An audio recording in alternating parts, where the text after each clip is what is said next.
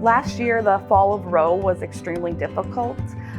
During that time, I was working as a healthcare assistant in the clinic. We had anticipated the possible outcome being one we weren't happy with. So that weekend, actually, we had loaded up and tried to see as many patients as we possibly could. We were seeing about 3 times the amount that we normally would have on a regular day. On that Friday, I woke up, I was going to be headed to the clinic, and I saw on my phone and on the news that the verdict had already come out and they had overturned Roe that morning.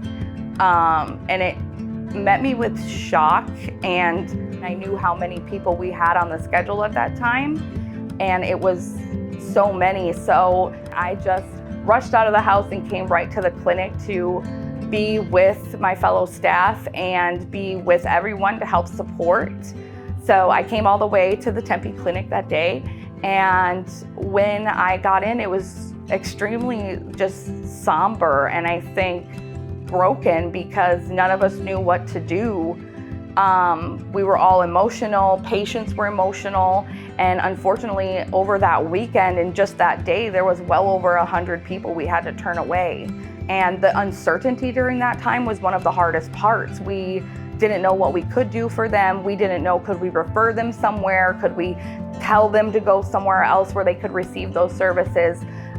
We were so just unclear of the legal repercussions of that all we could really do was say, I'm sorry, this is what happened today and we can't help you.